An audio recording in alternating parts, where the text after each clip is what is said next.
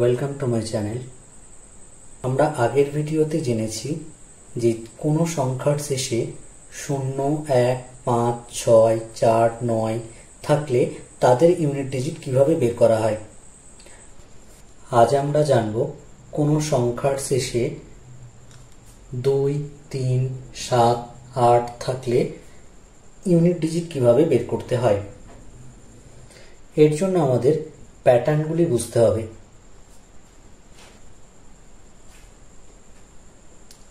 এখানে আমরা 2 এর বিভিন্ন পাওয়ারের ভ্যালুগুলো লিখেছি। এখানে ভ্যালুগুলো লক্ষ্য করলে বোঝা যাবে যে একটি প্যাটার্ন তৈরি হয়েছে।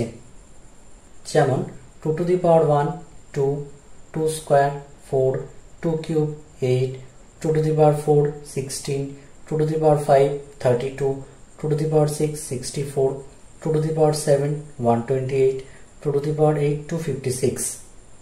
এখানে ইউনিট ডিজিটটি 2, তারপরে 4, তারপরে 8, তারপরে 6, তারপরে আবার ইউনিট ডিজিটটি 2, তারপরে 4, তারপরে 8, তারপরে 6। অর্থাৎ 4টি সংখ্যা অন্তর অন্তর ইউনিট ডিজিটগুলি রিপিট হচ্ছে। এই প্যাটার্নটির প্রথম ইউনিট ডিজিটটি হলো 2, দ্বিতীয় ইউনিট ডিজিটটি হলো 4, তৃতীয় ইউনিট ডিজিটটি হলো 8, চতুর্থ ইউনিট ডিজিটটি হলো 6। তাই কোনো সংখ্যার শেষ ডিজিটটি 2 থাকলে তার পাওয়ারটিকে 4 দিয়ে ডিভাইড করতে হবে। উদাহরণ হিসেবে আমরা একটি নাম্বার নিয়েছি 2 to the power 33।